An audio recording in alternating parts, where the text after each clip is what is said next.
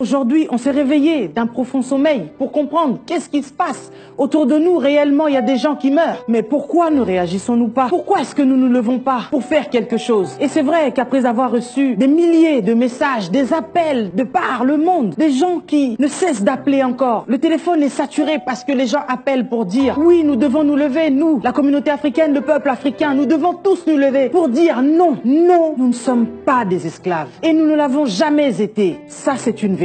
Moi, je me lève aujourd'hui pour dire simplement que je ne suis pas d'accord.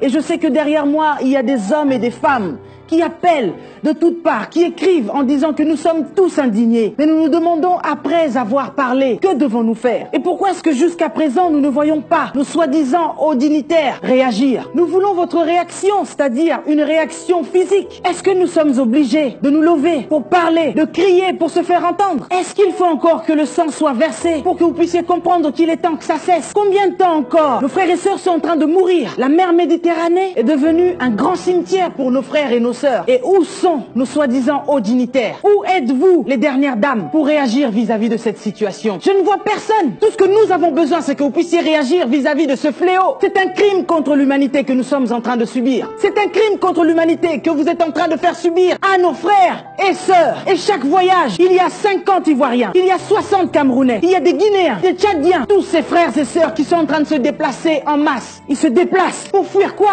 Pour fuir la misère. Ils meurent comme des poissons dans la mer. Mais regardez les images un peu. Regardez les images. Les poissons sont faits pour vivre dans l'eau et mourir dans l'eau. Mais nous autres, nous ne sommes pas faits pour vivre ou mourir dans l'eau. C'est pénible de continuer à voir ces images. C'est pénible. Ils sont en train de mourir comme des poissons, mais des humains qui meurent parce qu'on ne veut pas d'eux aussi de l'autre côté. Mais d'abord, commençons par vous, soi-disant hauts dignitaires. Êtes-vous vraiment des chefs d'État? Êtes-vous vraiment des hauts dignitaires ou des bas dignitaires? Mais aujourd'hui, je reviens encore vers vous parce que j'estime que vous ne réagissez toujours pas. Ces images ne vous disent vraiment rien. Comment est-ce que vous pouvez rester tranquille chez vous et continuer encore à manger et à dormir sans être perturbé? Vous ne faites pas des cauchemars, vous? Moi, je n'arrive plus à dormir. Je n'arrive plus à fermer l'œil. Je n'arrive plus à manger correctement. Parce que ces images atroces me font tellement mal, me font extrêmement mal. De voir tous ces jeunes Africains que vous chassez, parce qu'ils ne partent pas d'eux-mêmes, mais ils partent parce que vous les chassez de leur propre pays, de leur propre continent. L'Afrique est leur continent. Ils ont le droit, eux aussi, de bénéficier des richesses de l'Afrique. Vous voulez rester seul dans le continent africain? Vous voulez rester seul à diriger vos pays tout seul? Il n'y a pas que des jeunes. J'ai vu des pères de famille, j'ai vu des femmes, j'ai vu des enfants, et ça m'a encore attristé. Ça m'a encore accablé. Mais comment pouvez-vous vous regarder en face chaque matin lorsque vous vous levez? Est-ce que ça vous arrive de regarder vos miroirs et vous vous regardez en face? Vous faites la fête tous les jours alors que nous sommes en deuil. L'Afrique est en deuil parce que nous voyons tous les jours nos frères et nos sœurs. Nos frères et nos sœurs, ils sont en train de mourir. Ils meurent gratuitement alors qu'ils sont un grand bénéfice pour l'Afrique. Quand vous prenez votre petit déjeuner alors que juste en face il y a des gens qui meurent de faim, vous faites comment? Moi, j'arrive pas à manger, mon frigo, il est plein. Mais de l'autre côté, voir qu'on est en train de battre mes frères, on est en train de les solder comme si on soldait des chaussures. On les solde comme si on était en train de solder du poisson. On les solde. On vend des humains à 400 $, 500 $. Comment peut-on, au 21e siècle, vendre des humains? Pourquoi est-ce que vous ne réagissez pas? Pourquoi est-ce que vous ne dites rien? Quelles sont les résolutions que vous prenez? Est-ce que vous devez attendre des mois et des mois? Peut-être que vous pensez que c'est en janvier que vous devez réagir. Non, ce n'est pas en janvier qu'il faut réagir. C'est maintenant qu'il faut réagir. Vous n'avez pas attendu une journée de plus pour venir ici et pleurer avec Charlie. Mais là, c'est en Libye que Moussa a besoin de vous. C'est en Libye. En Mauritanie aussi. On est des esclaves là-bas. Qu'est-ce que vous faites, cher président, monsieur le Premier ministre, cher député? Vous êtes des honorables ou des déshonorables? Les chères dernières dames, vous savez que Chanel se moque de vous à chaque fois que vous rentrez dans son magasin et que vous achetez des milliers de sacs pour des milliers d'euros. Il se moque de vous. Vous n'avez rien à manger dans vos pays et vous venez ici pour acheter des chaussures qui coûtent 2000 €, 4000 €. Vous n'avez pas honte, chère dame? Une maman ne peut pas manger pendant que ses enfants n'ont pas encore mangé. Pour Charlie Hebdo, vous avez pu vous déplacer à plus de 8000 km. Mais là, ça se passe juste devant chez vous et vous êtes incapable de pouvoir vous déplacer. Qu'est-ce que nous attendons, nous autres? Nous voulons que vous puissiez vous déplacer. Tous ces héros qui sont en train de tomber en mer, qu'est-ce que vous faites? Où est-ce que vous faites leur deuil? Ici, on a fait le deuil de Charlie Hebdo et on le fait encore chaque année. Mais où est-ce que vous pleurez vos morts, cher chef d'État? La Libye se trouve à quelques kilomètres de chez vous. Nous autres, nos parents sont déjà partis, vous les avez chassés. Et ceux qui restent encore, vous les chassez. Mais qu'est-ce qu'ils demandent, ces pauvres jeunes? Qu'est-ce qu'ils demandent, tous ces hommes et ces femmes qui se déplacent? Ils ont juste besoin d'avoir de l'eau potable. Est-ce trop vous demander? Est-ce un luxe? Ils ont juste besoin d'avoir de l'électricité permanente. Est-ce trop vous demander? Vous avez de l'électricité chez vous. On a juste besoin d'être bien soigné. Est-ce trop demander? Au lieu de vous déplacer et de venir ici pour vous faire soigner, n'est-ce pas aussi l'honneur pour vous autres chers chefs de l'État d'avoir des hôpitaux dignes dans vos propres pays? Vous êtes incapables de construire ces hôpitaux. Pourquoi? Regardez ces hommes. Comment ils sont en train de se faire brûler, martyriser, maltraiter. Ils se font fouetter pendant que vous dormez tranquillement, paisiblement. Mais quand est-ce que nous allons pleurer tous nos morts? Que la mer est sans arrêt en train de nous rendre. La mer en a marre de voir tous ces Africains tomber. Ils tombent pourquoi? Ils tombent à cause de vous. Et tant que vous n'allez pas réagir, il y aura encore des morts et des morts et des morts. Il est temps que cela cesse. Et les enfants de président, est-ce que vous êtes vraiment contents, vous, de voir ce que vos parents font? Ils restent au pouvoir pendant 10 ans, 20 ans, 30 ans. Et vous vous réjouissez? Comment faites-vous pour dormir? Vous allez étudier à Harvard, à Oxford. Vous êtes les seuls à être les privilégiés.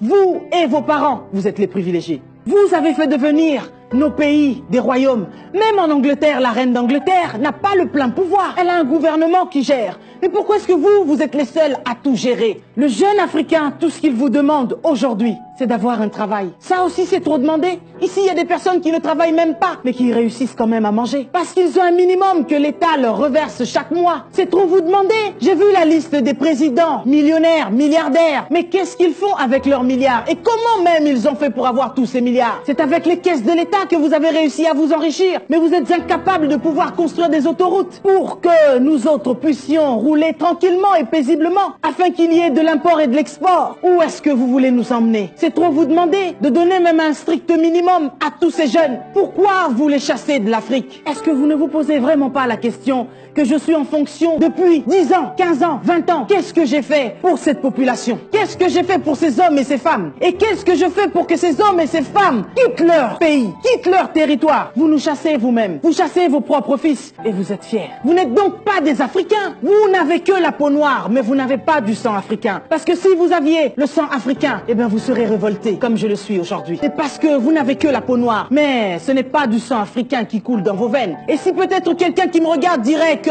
vous êtes devenus des idolâtres de l'Afrique, mais je dirais que vous n'avez rien compris. Parce qu'on ne peut pas se taire vis-à-vis de cette macabre situation. L'Amnesty internationale, est-ce qu'il faut qu'on fasse appel à vous? Ne voyez-vous pas ce qui se passe dans nos pays africains? Des millions de personnes tombent chaque jour. Le petit Syrien, dont la photo a fait le tour du monde, a révolté le monde entier. Le monde entier était sidéré. Mais il y a des millions d'Africains, des millions de petits Africains qui meurent chaque jour. Et ça n'indigne personne. Est-ce qu'il faut réfléchir? Est-ce qu'il faut s'asseoir sur des tables pour dire quelle résolution devons-nous prendre pour arrêter cette hémorragie? Nous avons vu 2 Chinois se faire tuer ici en France. Le gouvernement chinois s'est révolté. Mais il y a des Chinois qui prennent possession de nos terres aujourd'hui.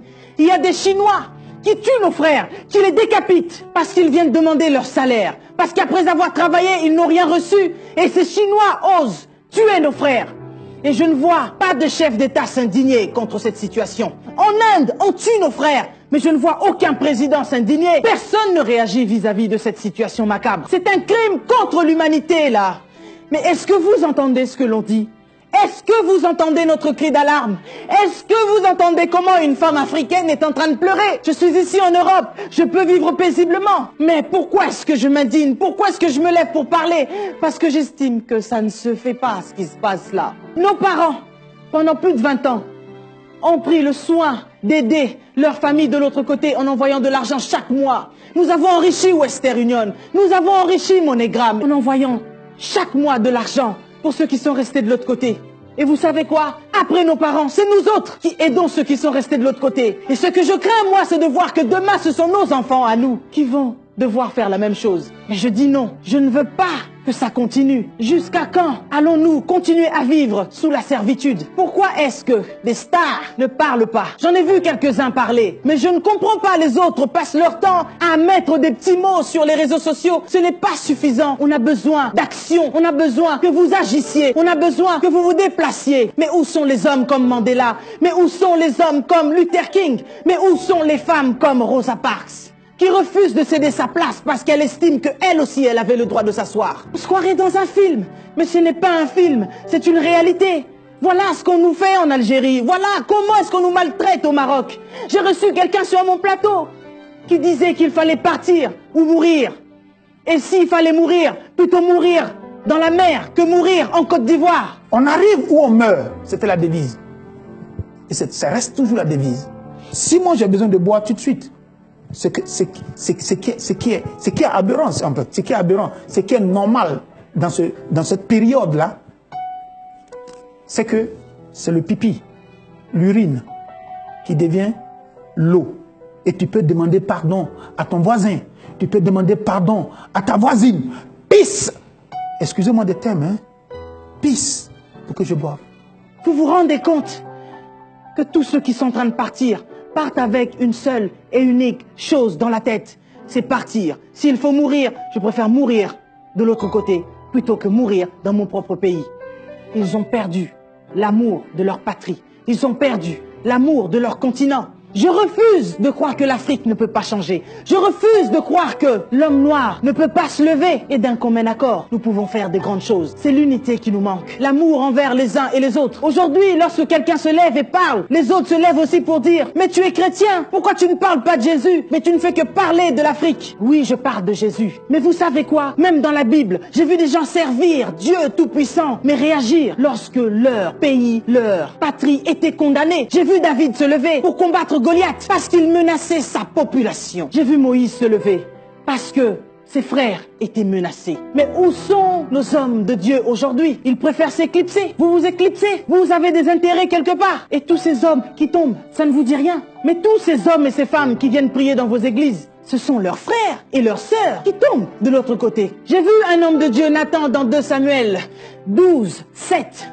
qui dit au roi David, qui était un roi: ainsi parle l'Éternel. Cet homme-là, c'est toi. Vous connaissez cette histoire? Pourquoi est-ce que cet homme est venu parler ainsi à un roi? Il a osé lui parler après que ce roi ait tué le mari d'une femme que lui avait ravie. Mais cet homme, avec tant de sagesse, a osé venir parler au roi au péril de sa vie. Parce que David était roi, il pouvait bel et bien le tuer. Mais au nom de son Dieu, il a accepté de parler. Parce qu'il estimait qu'il fallait qu'il parle. Mais vous autres, vous acceptez de vous taire. Mais où sont donc les Nathans d'aujourd'hui? Où sont ces hommes et ces femmes qui acceptent de se lever au péril de leur vie? Et je dirais donc aujourd'hui, vaut mieux mourir libre d'esprit que être libre mais esclave. Et vous autres, bas dignitaires, dernières dames, vous vous faites tellement mater que l'on vous prend pour des tapettes. Vous êtes des chevaliers sans tête. Voilà pourquoi l'Afrique a tant de dettes. Nous sommes en deuil et vous, vous êtes en fête. Quelle perte de vous avoir au sommet de nos têtes. Alors dites-nous, vous êtes des chefs d'État ou des bêtes d'État? Vous ne voulez pas vous lever? Eh bien, sachez-le qu'avec vous ou sans vous, notre Rédempteur, notre Dieu, se lèvera le dernier. Que Dieu bénisse l'Afrique, mais vous autres, que Dieu vous punisse.